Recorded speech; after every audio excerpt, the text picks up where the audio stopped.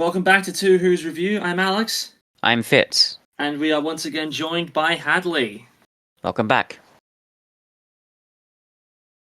Hello. Sorry, I'm pushed to talk tonight. I forgot to push the. Oh, you're on push to talk?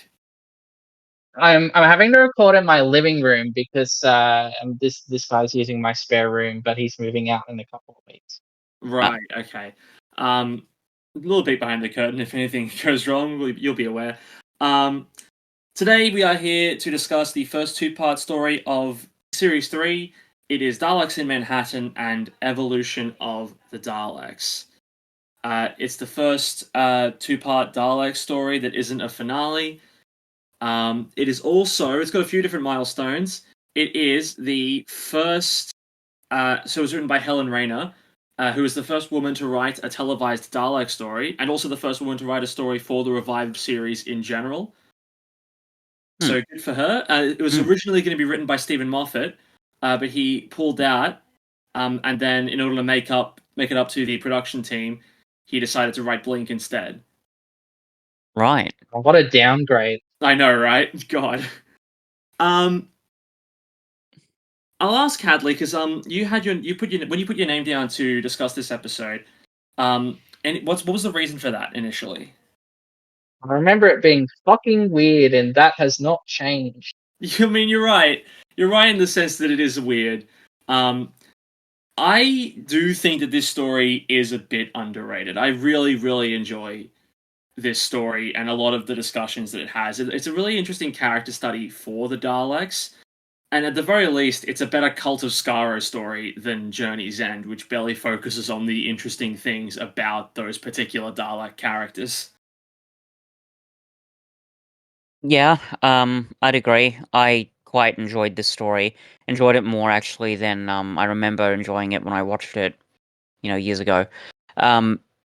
It's I mean, I don't think it's perfect. There are maybe a couple of flaws, and we'll obviously get into it.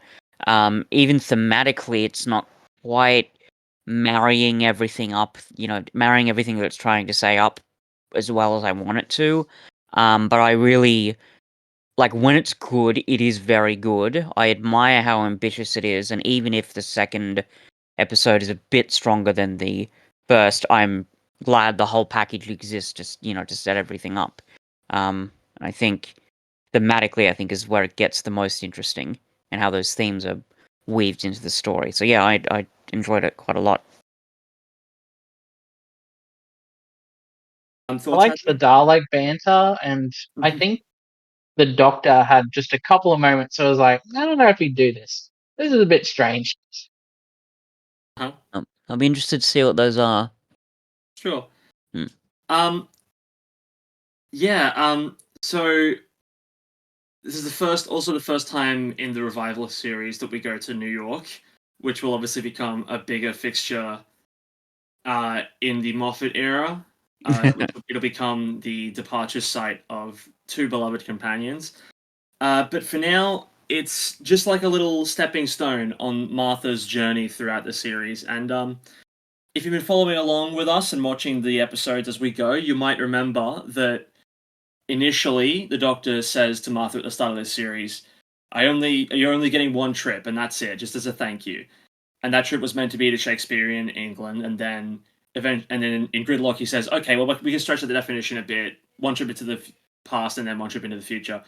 There was actually a deleted scene from the start of this episode that shows the Doctor kind of stretching the definition of a trip a bit more in order to make this episode make sense as to why he's bringing her here. It was cut out of the final broadcast because I think it was running long, and it was like the scene that could get cut the most out of anything else. Yeah, it doesn't feel hugely necessary at this point. No. Especially with the events of the previous episode. Oh yeah, absolutely. And that's also another small element of world weaving throughout this series as well, because at the end of the last episode, the Doctor tells Martha about the Time War and mentions the Daleks specifically, which is why Martha doesn't need it to be explained to her. She hears the word Dalek and then instantly pieces it together. We still have the Doctor explaining the Daleks to Tallulah, but it's nice that Martha remembered the story, and it's like little moments like that that make this season deceptively strong in terms of cohesion in between episodes. Yeah. Yeah, I'd agree with that.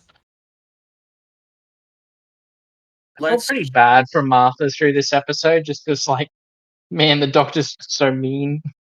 This isn't even the worst of it that we've seen. Yeah, he's been worse in the previous episodes. He's kind of soft on her in this one comparatively. That fucking sucks. It does. Oh, man. But let's jump over to the timescale. So this is obviously a two-part story, which means that both episodes are reviewed separately. Daleks in Manhattan has an average rating of 6, and Evolution of the Daleks has an average rating of 5.6. To me, this is way too low. Yeah, that's definitely too low in my view. Yeah, around there. I don't know. I mean, like, I think Doctor Who fans probably have, like, I'm not going to say lower standards, but, like, they're not, a 10 is like, this was a pretty damn good episode. It's not like this is the greatest thing to grace television. I mean, you say that. I have yet to give out a 10 for this podcast. And in general, I've found that, like the more hardcore into the fan base you are, the more critical you are about faults. Like, it's sort of like, I don't know, it's the kind of thing where, like, casual fans who are like, yeah, I like this show, fine, will tend to just sort of breeze through an episode and go, this was fun.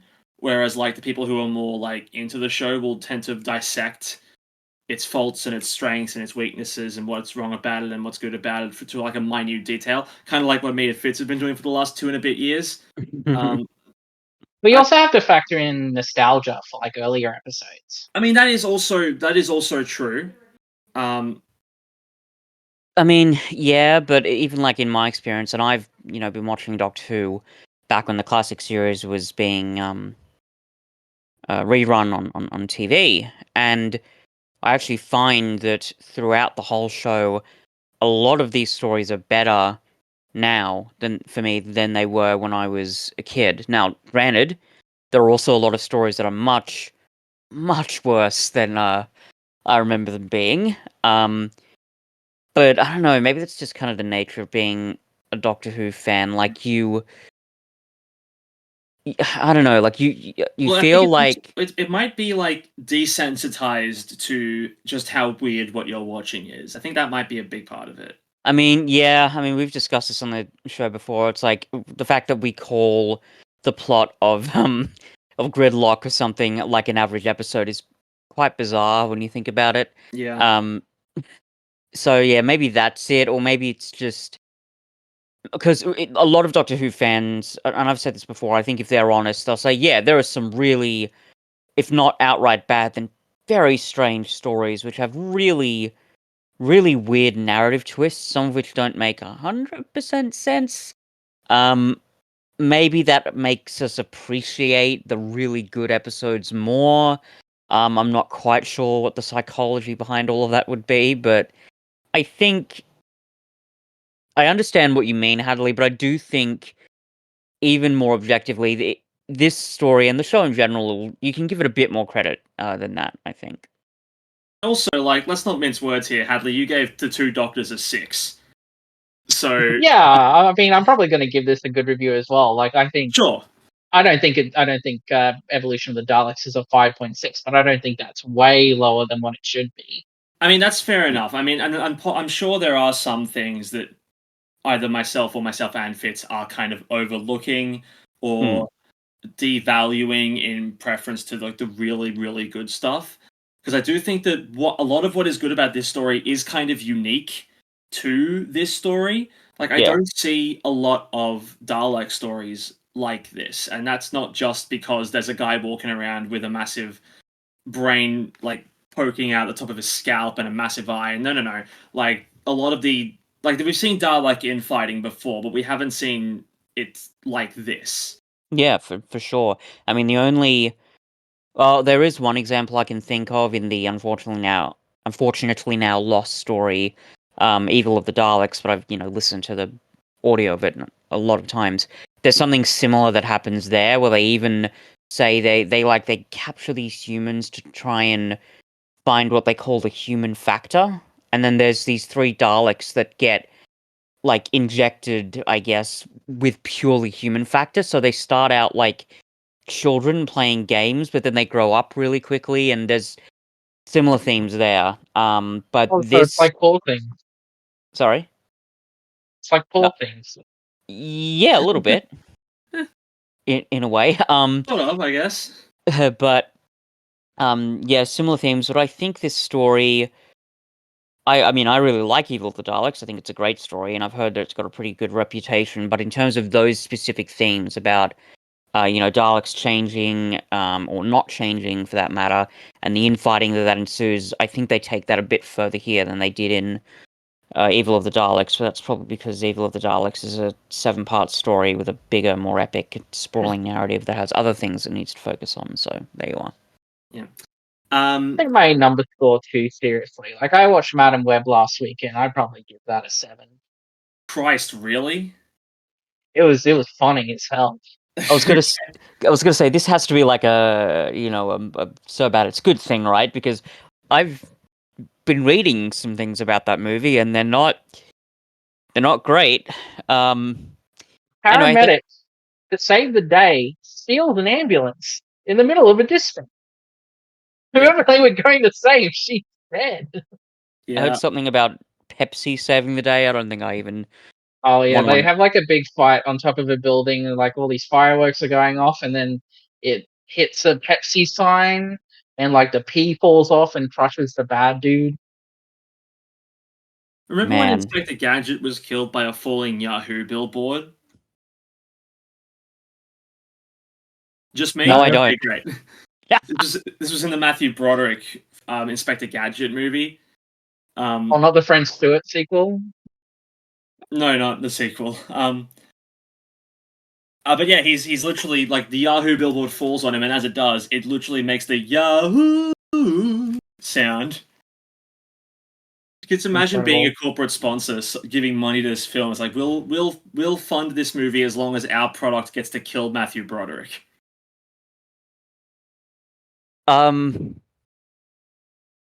Anyway.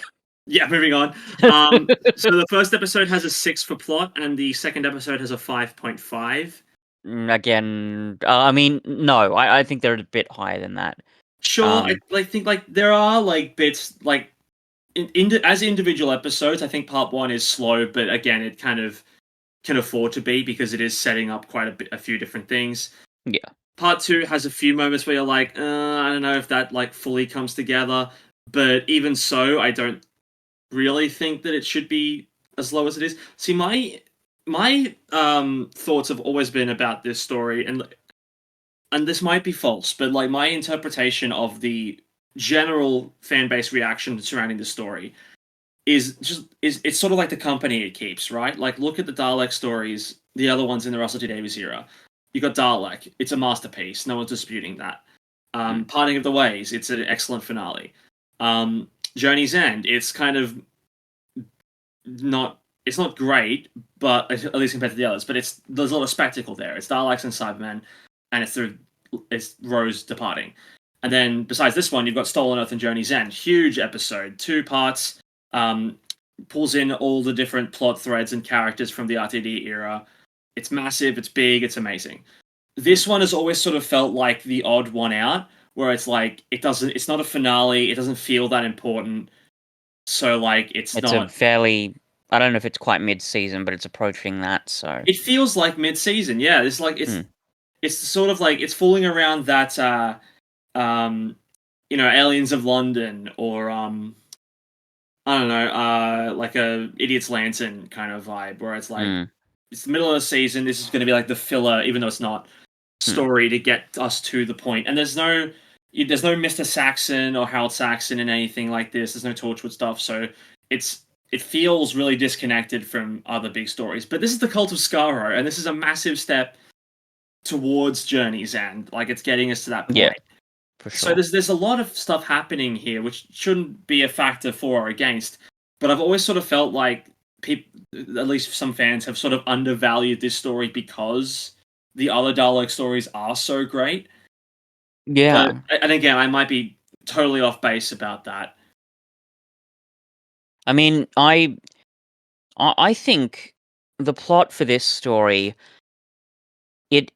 it does work pretty well. I honestly feel like the second part has a bit of a stronger plot than the first, but that might just be because all of the really kind of big dramatic and weighty themes are kind of, they're all paying off in that second story. Whether they do so entirely cohesively, I'm not 100% sure, but the fact that they're able to not just rather include these themes, but to have them work as well as they do in the narrative, to have all those great little dramatic beats hit pretty intensely, I think that certainly elevates the story in general for me. So yeah. One also retreads a lot of the same ground. Like we've seen the Doctor investigate disappearances before, and also like that theme of like these are poor people, no one cares about them, no one's going to notice they're missing. Definitely doesn't feel that fresh either. That's true. Yeah. It is though, like we've seen a few historical stories now in the past of this show that have sort of like breezed past the actual historical context of like the downtrodden. Like Yeah. more specifically, like just 2 episodes ago, we watched the Shakespeare Code, in which Martha says to the Doctor, "Hang on a minute, it's 1599, and I am a black woman. Am I going to be carted off as a slave?" And the Doctor goes, "Just walk around like you own the place. It's fine. You'll manage." And that's ick. So to actually see a New York story like this actually like properly addressing Hooverville and the depression in a way that feels real and respectful is honestly massive compared to what we've gotten previously. Yeah. I mean, yeah. That's certainly an element in the story that I really appreciated. Um, One of my issues is that the whole sort of evils of capitalism thing, I don't know if it ties in with the other themes as strongly as it could, but that's a bit of a separate topic, I guess. Yeah, I mean, it really doesn't, and it's only really an issue until Mr. Diagoras is carted away to become Dalek Sec. Mm. But like again, like it's there, and I appreciate it. Yeah. Like another thing is like the Daleks. Like let's not kid around. They're meant to be Nazis. Yes. I Yeah. think there's a much more fitting setting during the Great Depression for the Daleks to fit in that would also carry into themes of the setting. Oh, yeah. Yeah, you're not wrong about that. Yeah. I mean, yeah, no, that would make sense. Yeah, and honestly, I can't really think of any like plot specific reason why this has to be in New York, other than Daleks in Manhattan is a fun title. And just the basic The concept. Empire Yeah. State Building and like Yeah, but you can like use some bullshit. you can create a different vessel for like the gene sequencing to take effect that doesn't require a lightning strike on a monument. And that's really the only thing that that changes. Like the Doctor mentions the Statue of Liberty as like the doorway to the new world, and it's like surely that would be important if you're going to mention it. Sure, I mean, I guess that is another part of the spectacle of the whole thing, where it's like you're gonna go to New York City and not have the Doctor park the TARDIS right under the Statue of Liberty. But folks, what if that was setting up the Angels in Manhattan? Did you ever think about that? I better not You have know been. what? He should have parked between the two trade centers, and he should have bought some crab juice. Was the World had the World Trade Center been built in 1930? No, I don't think it was It didn't until the last very long, 70s. did it? 1973 is when it was erected. Yeah. So, I mean, that's a disaster of a fan-made script waiting to happen. No bathroom, only Dalekanium. The first part has a 6.5 for acting, and the second part has a 6.3. I feel like a huge part of why they have that ranking is because a few characters are noticeably British putting on American accents. Look, they could be Just give worse. Andrew Garfield his British accent. I'm begging you. It's a Sorry? British show. Let Andrew Garfield have his British accent. I mean, One role. he's fine. Like his accent is like one of the better ones for the Americans. Yeah, he's so fantastic at like putting on American accents. That's why I got Spider-Man. But I'm just like, it's a British show. Can I just watch Andrew Garfield perform in his natural accent? I mean, yeah. I don't know. But apart from like one or two accents, the acting's fine. It's good, even. Like, Yeah. I think that when human Dalek Sec emerges, he's got a really tough job because like you cannot do Yeah. any expressing with that mask over your face. So like Yep. a huge part of it is the voice, and I think that let me just double check the actor, because if he is like Eric Lauren, who is he's American but based in London, so I assume that's his regular speaking voice, unless he was just like born in America and moved to London. I mean, that would make sense. He kind of does sound like an American who's sort of lost some of the Americanness. Yeah, I suppose. But like, I think he does a decent job expressing as Daleks. Like, a lot of it does kind of feel very like, this is my acting voice. Like, there is a bit of that, but I think when he really needs to like hammer home the philosophy surrounding the change in his character, he does it fine. Well, I think, like there is definitely a character arc for him, and I think that is reflected in his voice a bit. You can I think there are moments where you can kind of tell, that he's gaining sort of a sense of humanity and more of an understanding of his emotions. And so when he's killed, for example, more so I think than actually other Dalek deaths that we've seen, particularly from the classic series, which are very over the top and ridiculous. There's a real pathos there, which I think is quite impressive. Yeah, I'm always a little bit affected when he does die. It sort of does feel like that kind of like once and for all the Daleks are rejecting this path. Yeah. Kind of thing. And like all hope for a change is now dying with Dalek Sec. Yeah, for sure.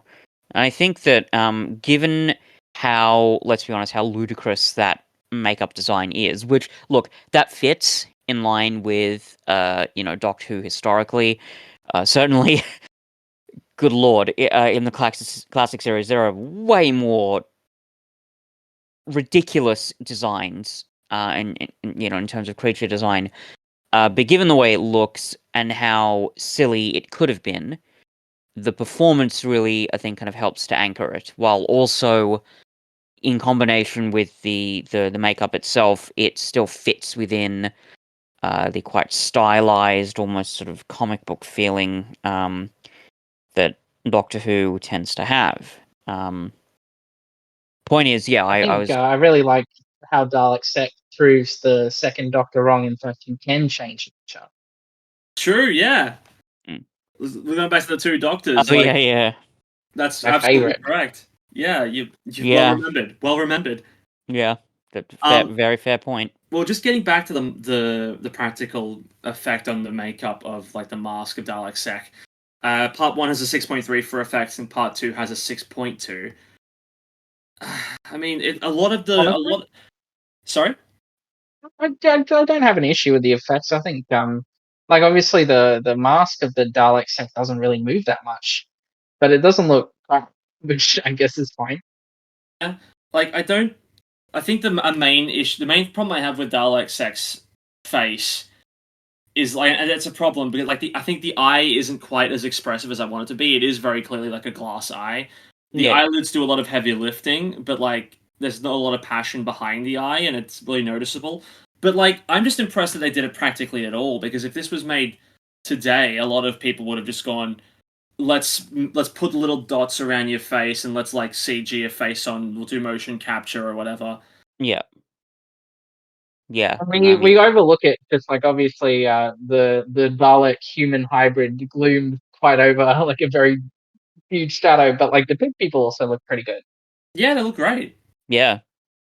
I think Laszlo especially is like, I think Laszlo's face is really great because it's like it really is like that perfect middle ground between the full pig makeup, but he's giving him enough expression and like humanity to still be able to express everything he needs to.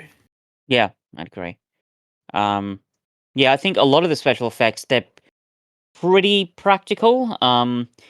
It's funny, but you think like New York, it's this big sprawling city.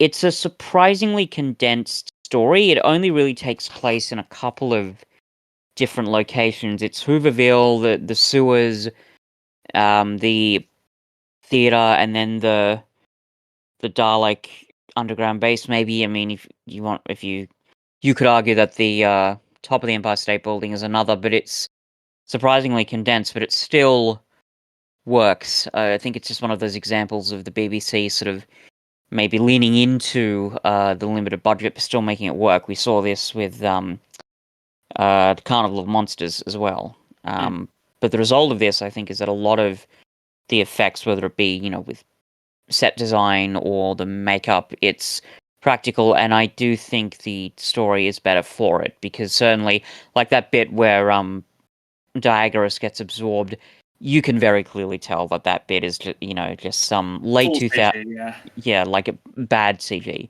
So they were smart enough not to mess around with that too much. I think you're right, Cuff, in saying that nowadays they probably would have done a bit of mocap for it, but back then I think they really needed to uh, think Well, it's a bit a more carefully with it, and it works well enough. it's Even if, sorry, go ahead. well, it's a bit of an a slightly like left of field example, but the episode Cold War, how like for the majority of the episode, Skaldak the Ice Warrior is like in his full armor, or at least when he is, you can see like the actor inside, and they've got the mouth moving through. But when he takes the helmet off at the end, the full Ice Warrior head is completely CGI, and like I just wish they had done this kind of approach because it's very noticeable in that one. Yeah. It's funny when they like showed Thanos for the first time. Like, not I was like, why do you need a CGI him? Can't you just put some makeup on him? And it was just such an innocent thought back then. And like that was what they did in the post credit scene for Avengers. It Yes, was yeah, practical and it looked fine. yeah, I guess.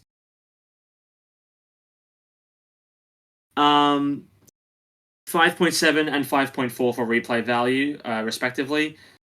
No. Yeah, that was definitely higher for me. It's sort of similar with Genesis of the Daleks, but purely because of the thematic ambitions of this story. I appreciated those much more now than I did when I watched it when I was younger. So, I mean, I think you're and right that it's probably a lot of people just treating it as filler. Yeah, I mean, potentially. I mean, I'm not willing to like completely discredit that there are legitimate things that none of us are seeing that are like very wrong with it. But in general, skimming through the timescales, what the main thing that people can't really look past are the accents and like the hang on a second. Apparently some people just really can't stand Tallulah, which I don't understand. I think she's yeah, fun. I don't understand that either. I think Harley Quinn's just ruined that voice for me personally. I mean, that's also very possible. I hadn't put that together actually. That's a really good point. Yeah, I guess so. I mean, I don't know. Maybe she's sort of maybe with the performance, but also in the writing is meant to mimic some of the, I guess, strong sort of female characters in 1930s comedies and dramas. But like given that, and given what a cliche that could have been, I think she's actually a pretty compelling character, and she's able to. I'm not sure what's the actress's name. It's Miranda Raison. Hmm. Um, well, she does a good job, I think. There's a lot of, particularly in episode 2, there's quite a potency there. So I think I understand what you mean with the accent sort of, ruining it a little bit, but I think it works. Helps with the setting. So, yeah. Right. Also, it's a bit of a. I think that's a bit of a nitpick. Like, that's not really It something is. that's focusing on the I story at mean, hand. true, but like 80% of the episode are the American accents, and if that's a thing that's like a sticking point for you, then it means that quite a lot of the episode is distracting. I guess so. I mean, well, and here's the way I see it. Right. I think Nicola Bryant's accent as Perry is less convincing than I mean, that's also true. Yeah. maybe not everyone in this story, but a lot of people. So maybe that's just a How point of mighty have comparison. fallen that we compare episodes to the Colin Baker era. But Part 1, 23 out of 92 say this requires a previous story. With part 2, it's 90 out of 104. I think there are a few moments where you do kind of have seen Journey's End. If not just because these are the Cult of Skaro, the same Daleks from that story, but there are a few references to Rose, and especially because that's the last time we saw the Daleks, and that trauma is clearly still fresh in Ten's mind. Yep. It's one of the many great lines of this episode. They survive. They always survive while I lose everything. Is such a pure distillation of the Doctor Dalek relationship. Yeah, for sure. And you should definitely watch Daleks in Manhattan before you watch Evolution of the Daleks. Oh, no question. Those 14 Yeah. people who said no are insane. With timescales out of the way, I just want to jump in right now and explain Sure. one of the main things that I really, really appreciate about this story, at least parts of this story, and the parts I remember the most. And that is they really make a sincere and earnest attempt to make the Daleks scary. Yeah. Like, especially in part 1, there's a few shots of like the shadows of the Dalek eye stalk coming down the corridor, the way they're lit, the way they're shot, like when the Doctor's hiding with Tallulah and the Dalek glides past, the music is like threatening and the lights are great, and also that one shot when Martha's talking to the Dalek, and it's a really close up shot of the Dalek eye stalk. Yeah, the rapid close up. I assume that's what you're referring to. It is interesting. I think the direction and the editing is, I guess, surprisingly experimental. And as you say, it's all sort of geared towards making the Daleks really seem menacing. But I would even say that menacing quality goes into a lot of the writing, because the ruthlessness is really on display, and demonstrating that the Daleks, just because of, I don't know, how they're created, and even the, I don't know, Dalek culture, I guess, they can't, even the Cult of Skaro, they just can't think outside that horrible, nasty, bigoted little box, the bigoted little shell they're shoved in, so to speak. And it becomes really disturbing. And you know, there are particular moments where that becomes clear.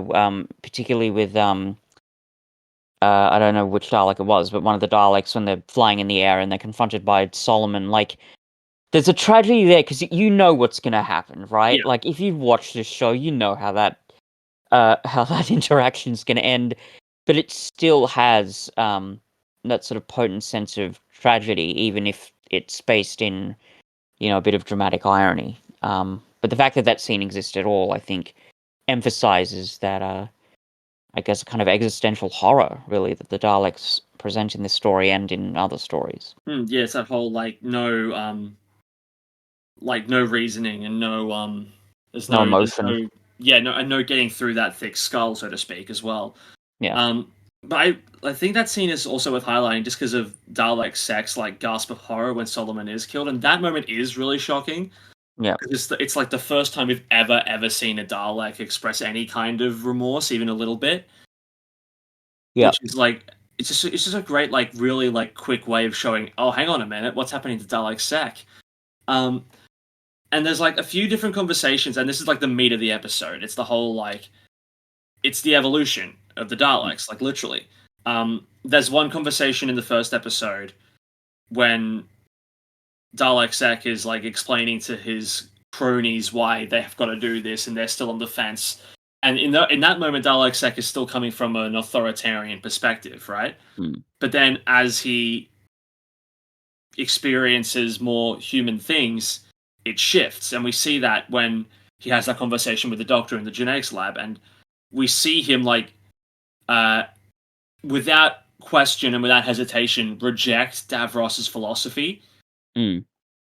And like just the speed at which he does it after the Doctor mentions him, it catches me off guard kind of every time. Like, is there's no hesitation whatsoever. He just immediately goes, "He was wrong to think that," and the Doctor's like, "Sorry, he was what?" Yeah. That stuff to me is like really, really, really interesting. And as far as I'm aware, it's the only time a Dalek has ever had this philosophy. I mean, we'll get to Rusty, a good Dalek with the 12th Doctor era a bit later on, but the less said about Into the Dalek, the better. Mhm. And that's the stuff that really I remember the most from this story. It's because, as I've said time and time again, and I mentioned it with Gridlock as well, it's pointless to bring back a recurring villain if you're not going to do something new with them. And this is a really earnest attempt to do something new with them. And Yeah. that's just something I really, really appreciate here. Same. Whether or not it 100% sticks the landing, we'll get to. But those conversations and those scenes and those moments are fantastic. Yeah. The fact that they're attempting these themes at all, and the fact that they're working out as well as they do, there's something very compelling about it. And again, I think it sort of goes back to what I said earlier. The second episode is a lot more compelling for me than the first, even if it's because we're seeing the fruition of all of those themes. One thing that I will say is that the final experiment and the nature and shape, I guess, of the human Daleks, it's not that impressive in my eyes. Because, like, what we're presented with in the episode, like, we're told that they've got Dalek DNA in them, and there's, like, a bit of Time Lord somehow, and blah, blah, blah. But, Yeah. like, what we end up getting are essentially drones. Like, they're pretty close to just being Cybermen. It's like humans that have been turned, and they've got no emotion. But like we don't really see any Dalek. Like even though there isn't that, even though there's a little bit of Time Lord in there, like all I'm seeing is a brainwashed human army with Dalek guns. And when I'm promised Yeah. human Dalek hybrids with Dalek sex DNA as a template, what we do get is kind of disappointing. Yeah. Doesn't that prove that they were wrong all along? I mean, it could if that was like ever the point of the ending, and not just it's a good thing that Doctor latched himself onto the mast of the Empire State Building to throw a bit of Time Lord in the mix. If like it was a case of the Daleks have been wrong all along, that's not really what is presented to us. Mm.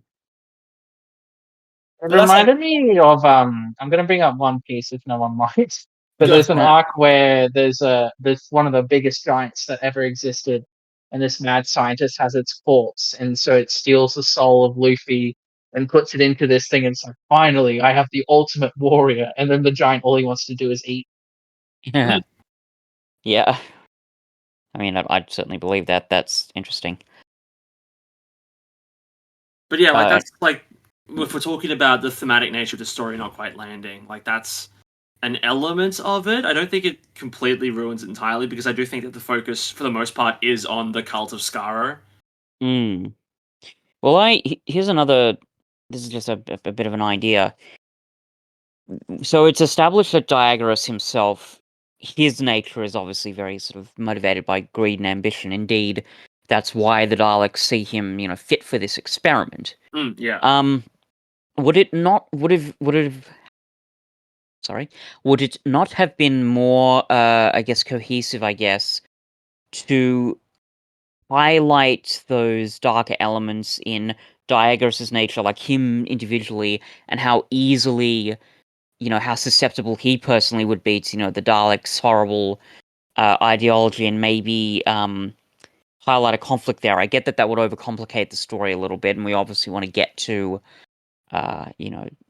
Dalek sex overcoming of, all that evil. But I wonder, would that not have been more interesting? And you also, in doing that, could mix the themes together, because obviously, Diagoras' his ambition and greed is very, I think certainly rooted in capitalist horror.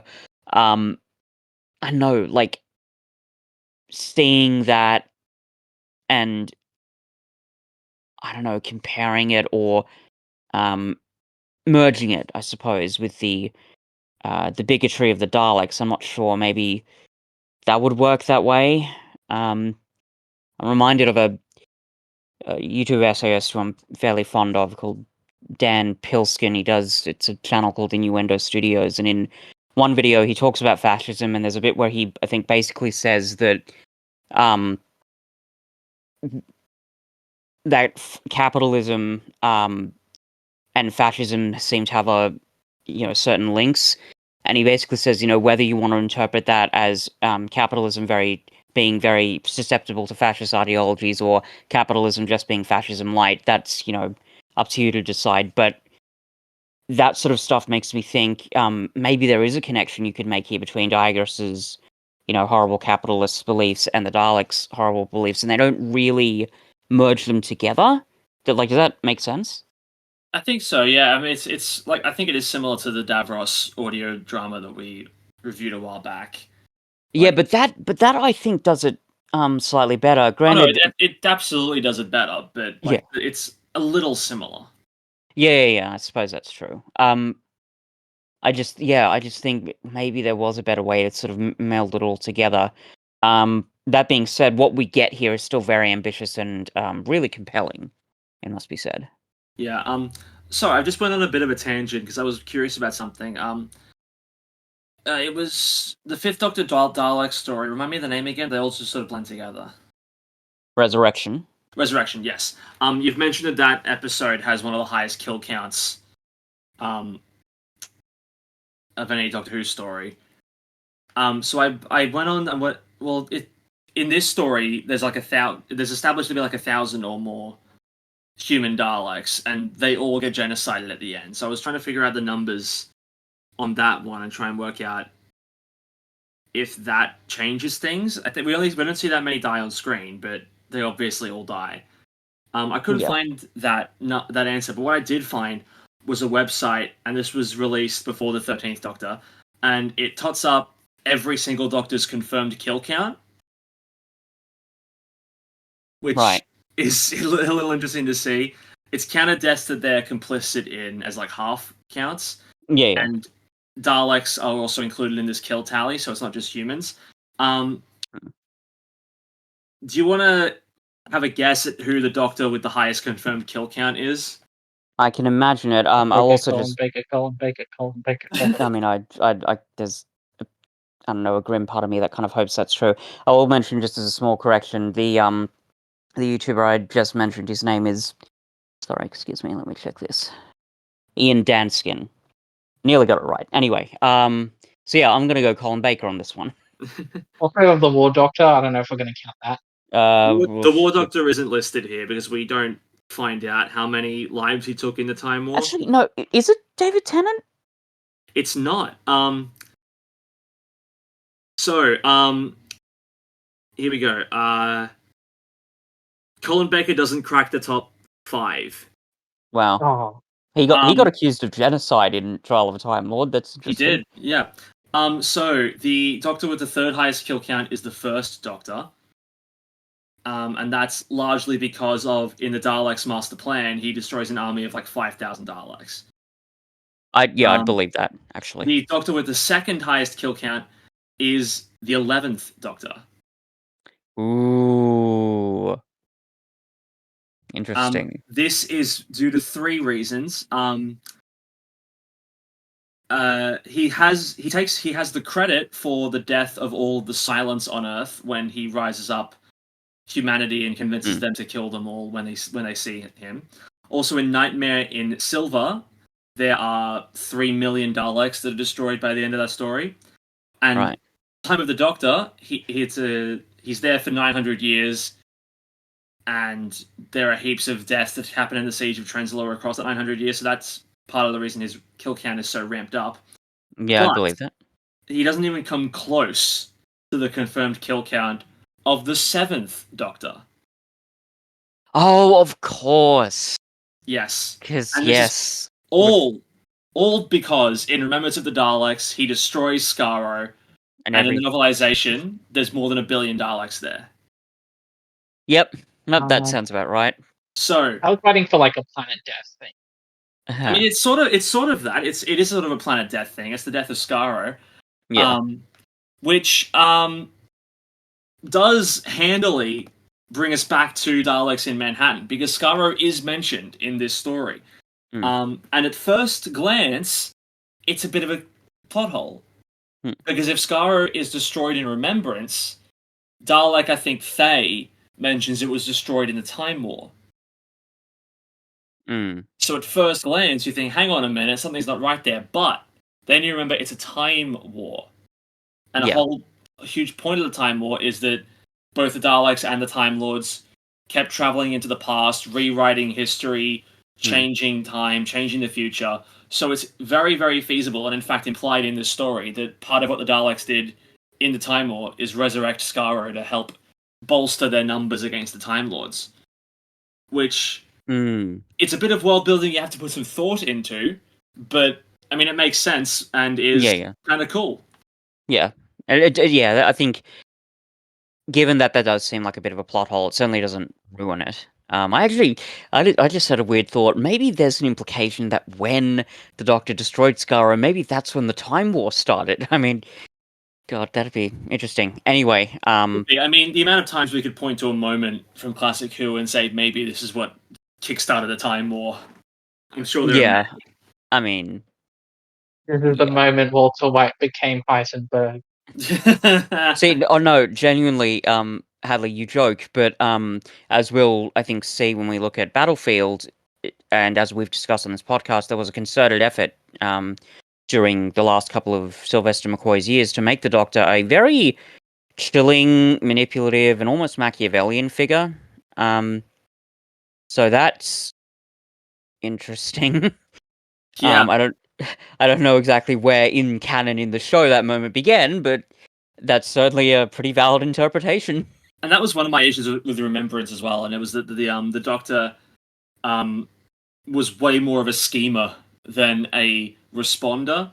Like how in most, like, because I don't think you definitely haven't seen it, Hadley, but for context, basically the Doctor has sorted out the entire conflict by like episode 2 or 3, and then watches all of the building blocks click together. There's this thing that the Daleks are after, and a lot of the episode is trying to stop them from doing so. At the end of episode 4, they do get it, but it turns out the Doctor reprogrammed it to be a nuclear bomb that destroys Skaro. And it happened off screen way earlier in the piece. Mm-hmm. And thematically, as Cuff pointed out, that is a little disturbing. That it's sort of saved a bit by that last line of the Doctor, where he's like, time will tell. It always does, as to whether it was a good decision or not. But anyway, point is, yes, the Seventh Doctor becomes a bit more Machiavellian, I suppose, at that point. Anyway, getting Most back of to the high this, kill counts are from Daleks as well. So it's like, murder's bad. And like, that is kind of like, I mean, I think the majority of those deaths, I mean, almost certainly the majority of those deaths are monsters and creatures and aliens. I don't think there are many. I'll have to really comb through that website and see if there are any odd deaths that are attributed to the Doctor in any way. Yeah. Martha. Let's talk about Martha now. Sure. I don't know how strong a Martha episode this is. She doesn't have a lot to do despite the episode's length. Mm-hmm. Like, I think when it hits the last half of episode 2, the episode decides to give her things to do. Like, she figures out, like, she's helping people in Hooverville. She figures out the Daleks' plan to some extent. She weaponizes lightning against the pig slaves. And it's nice that after doing so, the episode chooses to give Martha a moment of, they used to be human and I killed them. It's a really nice character moment for her. Yeah, for sure. And by the way, so this is a slight digression. We can talk about it more later. The way that the pig slaves are depicted in the narrative, I find it to be a lot more ethically good than the way the Ood were portrayed in the Impossible Planet and the Satan Pit, for example. Yes, absolutely correct. That was quite refreshing. And look, there's still a season before Doctor Who gets to walk back its mistreatment of the Ood and like fix that issue. But you're right. Is in it a terms of the house elf Impossible Planet. situation? Um, so Ugh. basically, in Impossible Planet, they're introduced as a slave race, but it's framed like, oh no, they want to, and if you don't give them orders, they just sort of wither away, and that's as uncritically as the episode looks at it. And because the huge bulk of the Ood's purpose in that episode is to be possessed by the beast. But then in series 4, we learn, no, that's just a narrative that the Ood company wants you to think. As it turns out, they are being subjugated, and it is truly terrible behavior. Let's fix that now. Yeah. But yeah, the pig slaves here definitely better than Ood in that story. Yeah. Sure. But yeah, Martha. I think a huge bulk of the story in terms of what she does, it's like sort of following behind the Doctor as he does a lot of stuff. And she does have a moment where she is captured by the pig slaves, which I do need to mention because once again, people are going to say, "Oh, but you're pointing out when Rose gets captured, but when Martha does." No, I'll point it out here. I pointed it out with Gridlock, and that one I defended it because she actually did stuff. Here, she gets captured and then does like nothing. Like she asks questions about to the Daleks when prompted by the Doctor, but her getting captured doesn't serve that much of a narrative purpose. Like we see all of the Daleks' behavior while she is captured from two perspectives, from Martha's and the Doctor's watching on. And and those scenes with her and the Daleks are good. Like she stands up to them and she does defend the people. So it's nice character stuff for her. But in terms of actual stuff she does in the narrative, not an awful lot. Which that's a fair point. Yeah, and like again, it is a bit of a shame because I do sort of have the same opinion about quite a few of the side characters in the story. Yeah, Frank doesn't do an awful lot. Solomon, he has a lot of fun character stuff and he's a good character, but even in part 1, he doesn't have an awful lot to do. Tallulah's I have main some job... fun stuff to say about Solomon, but maybe we'll save it for later. We'll save Solomon for later. Tallulah has her own character arc, but in terms of her active involvement in the narrative, it's not terribly much as well. Which is a shame. It's a bit weird because there is a big supporting cast, and like on their own, they're interesting characters, and they're well defined and they're well introduced. But I'm not sure how well implemented they are. Yeah, well, I think maybe Garfield gets nothing to do. Does he? Well, sorry, did you say nothing or something to do, Hadley? Nothing. Yeah. Well, yes, that's true. Yeah. Well, his only role is at the end to welcome Laszlo into Hooverville, and it's a nice moment, that one. But otherwise, he's mainly there as he is the surrogate person from this time period who's going to follow the Doctor around character. Would you say that he's a bit of comic relief, or would you not go quite that far? I mean, not terribly. Like, he's got a few moments at the beginning, like when he scoffs at Mr. Diagoras. But like, I don't even know if he's like,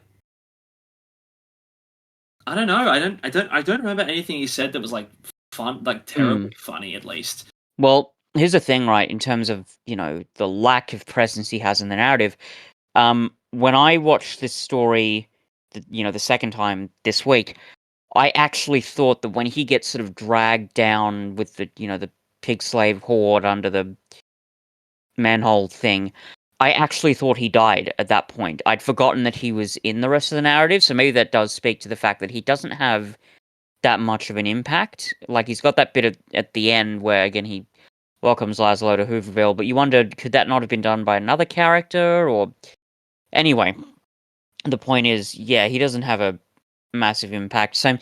Same with Tallulah, I guess. Like, it's more of how their narrative is impacting her, and that's fine. It's a nice characterization, but is it all sort of fitting together terribly well? That doesn't bother me personally, but it's still a criticism to bring up. Well, for me, it's like a lot of their good moments are more character driven, right? Like Tallulah has a lot of fun and just good conversations with Martha regarding her series arc. Frank's reaction to Solomon's death is genuinely heart-wrenching. Yeah. And when he is discovered to be alive, it is like a moment of relief because the episode does a lot to make him likable in the first few minutes he's on screen. But I do think it is strange that maybe it's because a big focus is on the Daleks and their what they're doing and what their involvement is and how they change.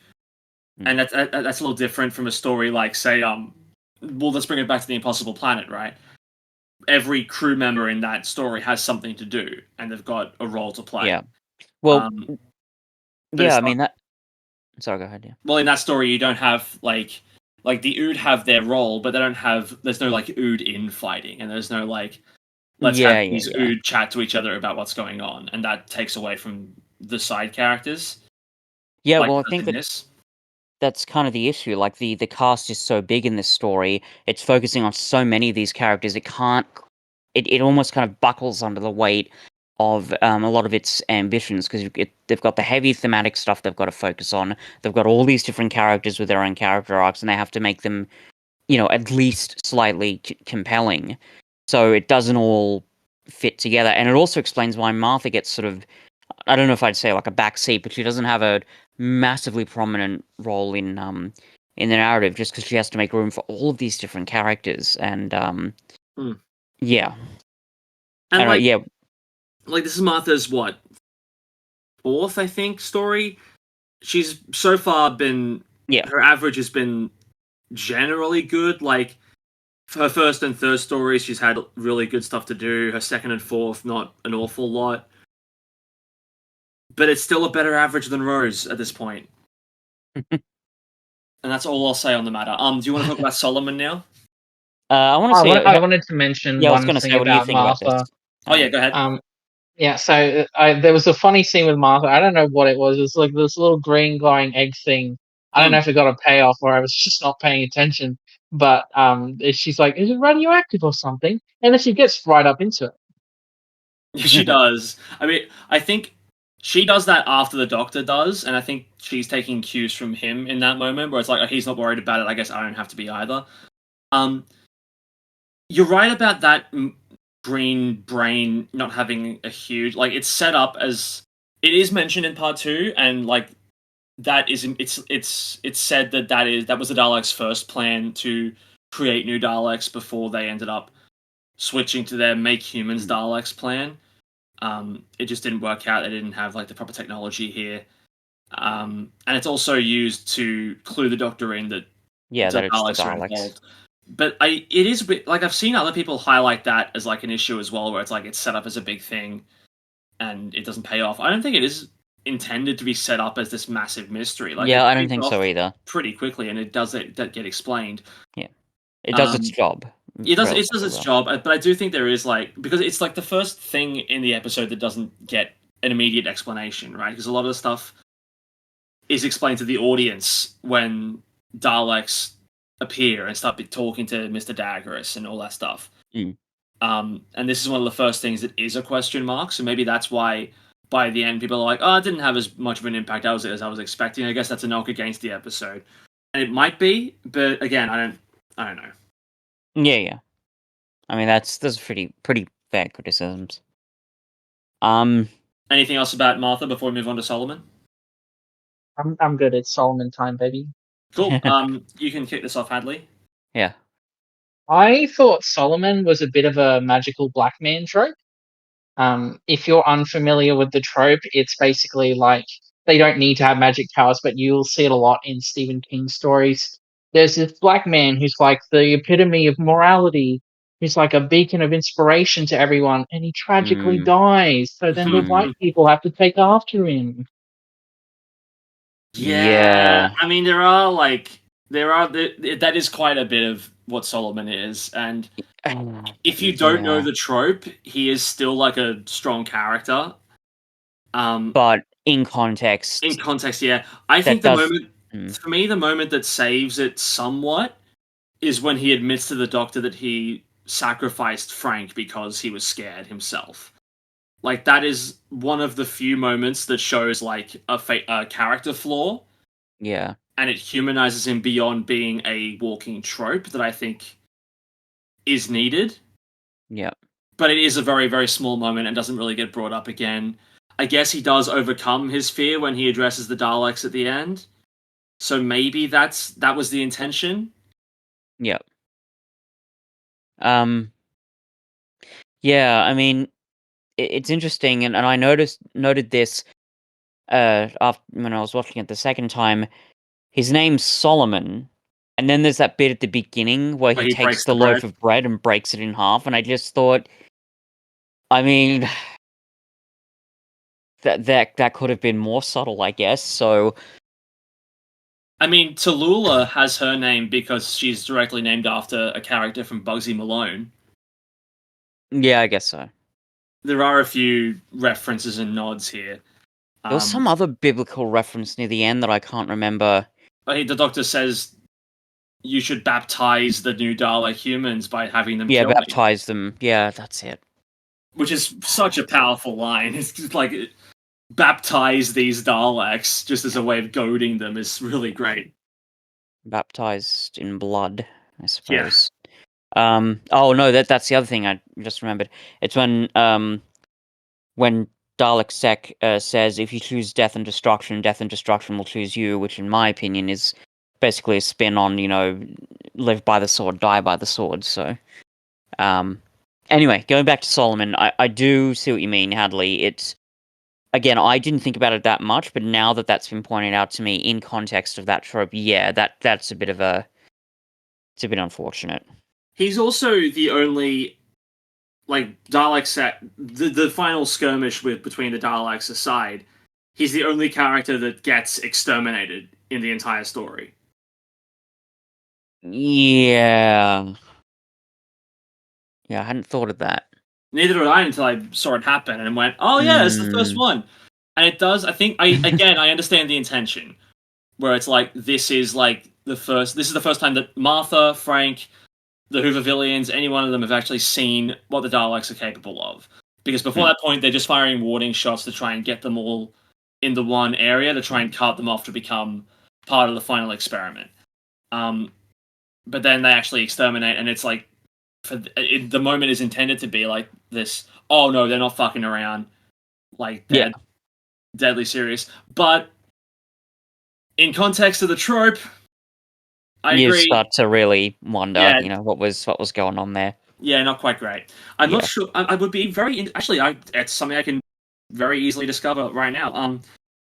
When you're listening to this, the BBC recently put out a whole bunch of scripts from Doctor Who online, so I can go into the script library now and see if Solomon's race is ever mentioned in the script as a casting thing. So yes, it is directly referenced in the script that he's black. Right. Doctor Who writers, you are screwed. I'm sure they had good intentions, but that is often the case with this trope where it's like, yeah, I'm making the black man the good guy. Look at me, I'm not racist. Yeah, well, it's also a thing. That's also it's like an element of what I'm going to call the Captain Marvel problem, where it's like you give your female protagonist so much strength that there is no weakness, and everyone just goes, "This isn't better. This is not a character." Because like Solomon isn't the main character, and it's not like Captain Marvel is a martyr for inspiration to everyone else. Yeah, I mean they're different things. But yeah, I get what you mean. I really enjoy the ending of this story. For a few different reasons. The standoff between Dalek, the Doctor, and Dalek Khan in the lab is really great, and just the way it's edited, and it's like it really gives it the seriousness it deserves. Where it's like this is truly the last Dalek facing off against the last Time Lord, and a lot of the Doctor's language is really great, where he offers Dalek Khan an out by saying, "I've seen one genocide, I won't cause another." Yeah, that was which is just powerful. so classically in character. Yep. And yet, in a way, there's a bit of subversion there because you know that the Doctor really hates the Daleks for understandable reasons. So I think in those moments, maybe there is always a tension where you wonder, oh, have the Daleks pushed the Doctor too far this time? What's he going to do? But here, as in days past, the Doctor chooses the path of peace, and there's something really resonant about that. And it becomes even more, I guess, powerful when we see we see the consequences of this in Journey's End when Dalek Khan comes back. So, Yeah. We're gonna have this final episode of the Dalek Cult of Skaro trilogy in a while. But then Laszlo comes in and he's dying, and the Doctor resolves to save him, or at least stabilize him.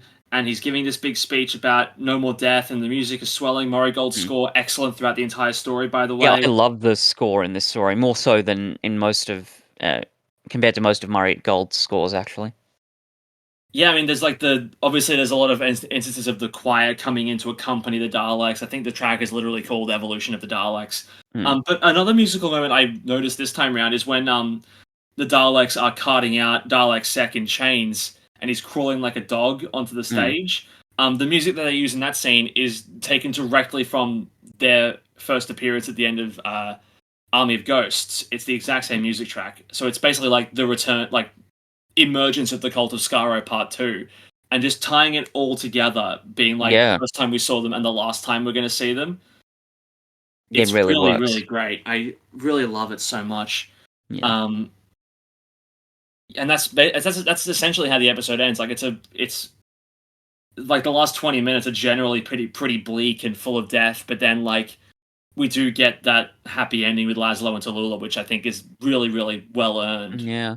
Well, one of the things though is like Laszlo grows on you. Like he's the character who's had like this really horrible thing happen to him, but he's still trying to help, and he's still pushing through, and he's trying to hide how exhausted he is because there's work to be done. Yeah. And it really endears you to him, and you really feel like it gets like, yes, go for it, when the Doctor's like, oh, I'm saving you. Yeah. There's the ending, it's doing a lot, and it's obviously compelling, but also very admirable, just, how many elements are sort of coming together. You could argue that maybe there are some weaker parts in the narrative overall with the story, but I can't think of really any narrative beats in the end, in that last 20 minutes, that don't hit home. I think it's very powerful, and as you say, Cuff, all of the sort of dramatic beats, they feel very well earned. And there's just something kind of great about that. So, one last thing I want to mention, and we've got other stuff we can talk about, but one more thing I want to tack on is I mentioned I love how scary the Daleks are, but they haven't lost the sass from Journey's End. Oh yeah, that one moment where I don't know which Dalek, but they say, "You told us to imagine, and we imagined your irrelevance." Yeah, it's so great. I did imagine the air horns going off in my head when I when I heard that line. It takes you right back to, this is not war, this is pest control. Yeah. And it just shows like, no, these are still the Cult of Skaro. They're still going to sling insults and barbs and sass. It's really great. Yeah. And I love when one of them's like, do you have doubts about Dalek Sec? And the other one just like spins its little vision thing around and then spins it back around to make sure no one's listening. Affirmative. That's so well. Like that's really funny when you see it happen. But again, like that is like a really just interesting scene in general, because it's like, again, like the shades of the Dalek infighting, but also just like Daleks gossiping essentially. Yeah, which is, and that feels uncommon, because there is, as we've said, in Doctor Who's history, there are Dalek faction wars that crop up, but there's not really any scenes like that. No. The Daleks, even when they're conversing, even if like you see them conversing, like the ones in one faction will converse with each other, and the ones in the other faction will converse with each other, but they're very single-minded. There's not really a lot of deliberation. It's just, we're the true Daleks, they're the bad ones, destroy. So I don't know whether that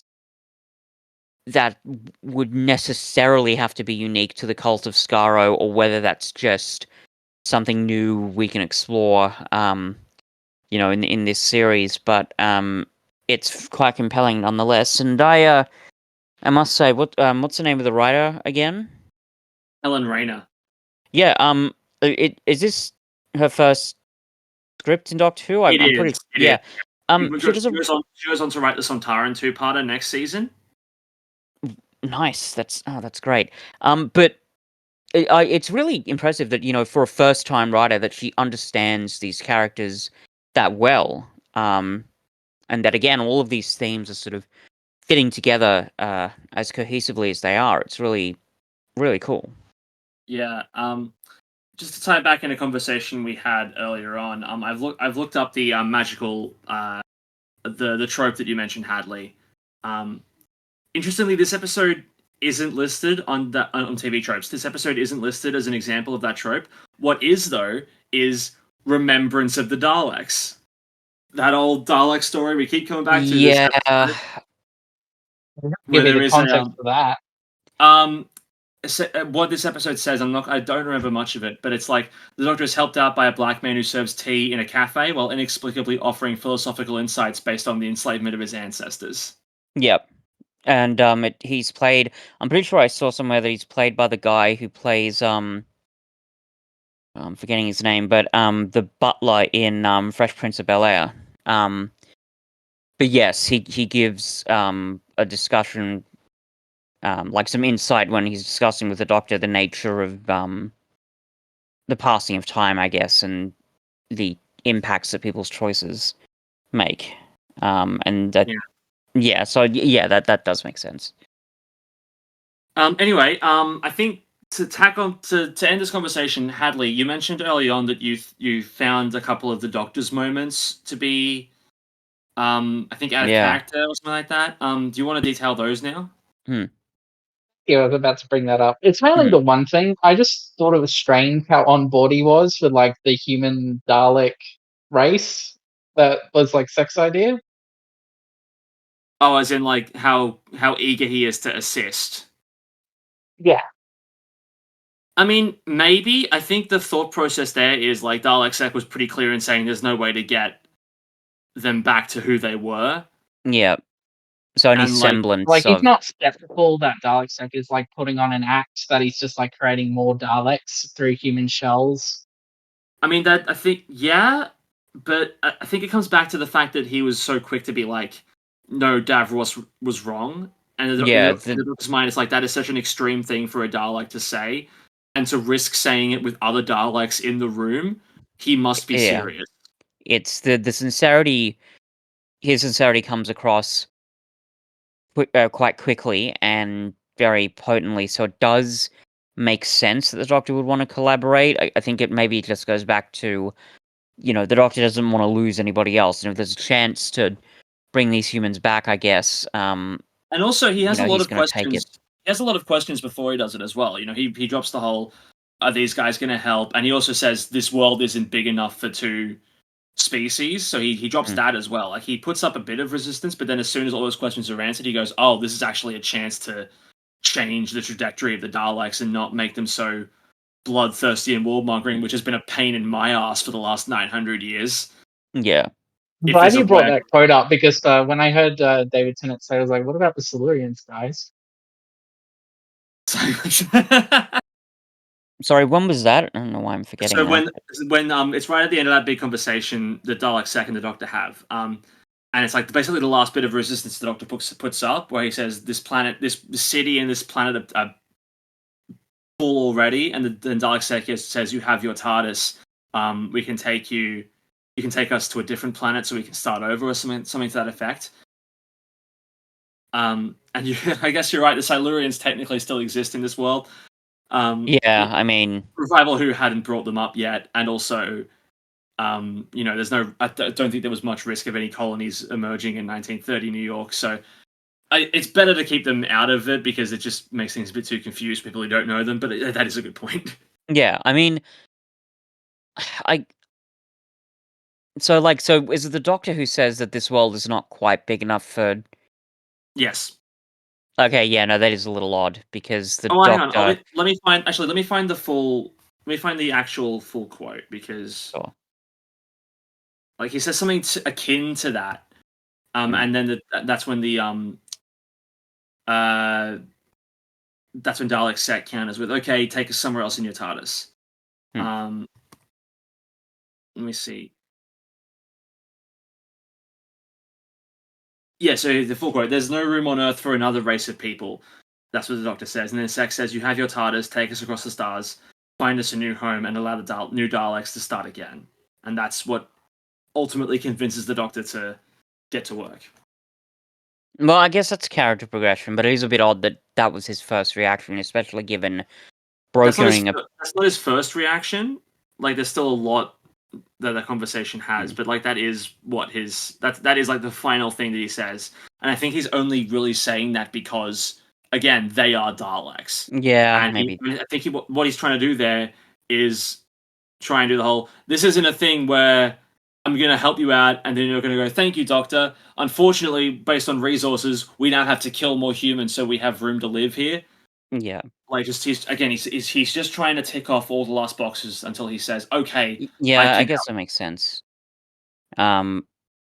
Because like especially with the Silurians and the Sea Devils, like in those stories, he definitely tries to be, to get in the role of peacemaker and tries to, I don't know, bridge the divide, I suppose. So maybe it is a bit odd that he said that, but in context, it relatively makes sense. Yeah. Was there anything else, Hadley? On my last note, Daleks, that kind of sounds like Werner Herzog. Who does? Daleks, the human Dalek Ah, hybrid. yeah. Yeah. I guess so. Yeah, I can kind of funny. see that. But yeah, if that's all we have to say, I think we've pretty much thoroughly dissected this one something at this else point. I was gonna bring up. Yeah. And I can't, for the life of me, remember what it was. Oh yeah, I just had a fun note, and that was like, haha, Andrew Garfield's in New York. But that was it. Like, and it's not really worth commenting on. Oh, You this is a just small. did. Well, this is a small thing, but the fact that the Doctor is able to make that device that reads the Dalek experiment genetic code thing, whatever it is, like I can just believe it, but I would want it. I'm not sure if he'd be able to do that just with his sonic screwdriver and a piece of tech from the 1930s. Like if he brought something from the TARDIS, if he had some piece of alien tech, I guess that might make a bit more sense. But I as was it is, wondering if you were going to bring this up or not, and to that I would counter, look at what the Daleks were able to do with 1930s technology. I assumed it was because I mean, granted, I'm making I think some assumptions here, but I assumed it's because they integrated their own technology into with the 1930s Earth technology. But even I still, mean, like my main sticking point, because like a lot of it is largely like we see that they've taken their own Dalekanium panels. They haven't just found Dalekanium here. yeah. But then they were also able to manufacture 1,000 Dalek weapons, and because they emergency temporal shifted here, it's not like they've got a spaceship sitting Yeah, around the no, harbor. that's true. I mean, unless did they still have that TARDIS thingy from No, the Journey's Genesis End? arc. The Genesis arc went into the void. Maybe all the tech was in there. Maybe they just had an excess of Dalek guns It went into in the the void ship. though. Sorry. Oh, into the That ship void. went into the void. It's not. Yeah. Okay. It's not accessible to them. Okay. Yeah, fair enough.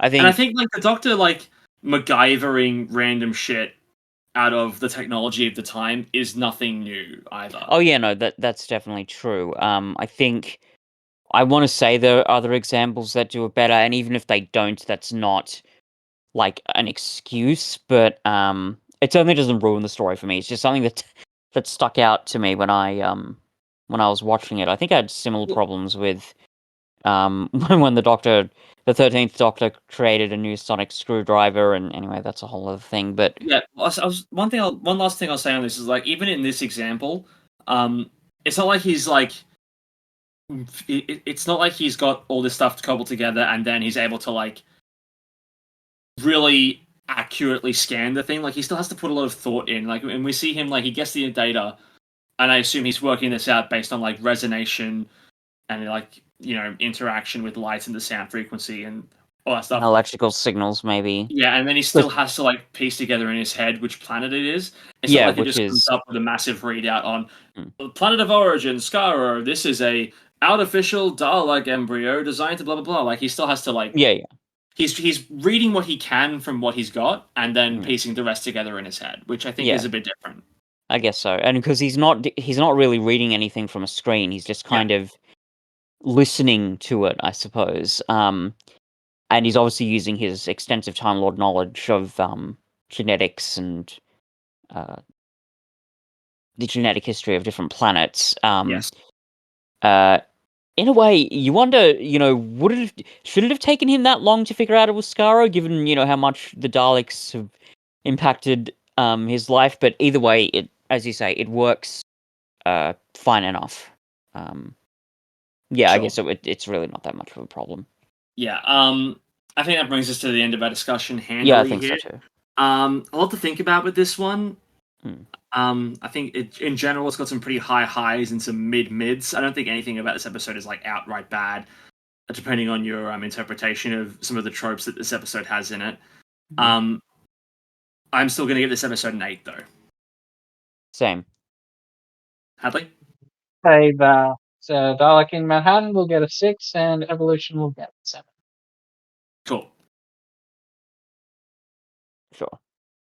Okay, so Hadley, you'll be in the next episode on that podcast as well, but just in case people don't listen to that one, is there anything here you'd like to plug? You Will Beware is back. We filmed Sunday, and Hell I'm yeah. hoping it will come out tomorrow. We are reviewing Beast from the East and Say Cheese and Die Again. I forgot that one for very good reasons. Oh no. It will be long out by the time that this Sure. goes out, but yeah, definitely check it out.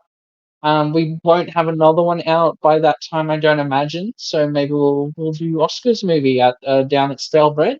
Yes, that Yeah. will absolutely be out by the time this episode releases. Go watch that.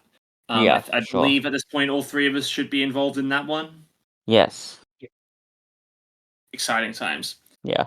But next week we're going to be discussing one of the last episodes of the classic series, Battlefield. Mm.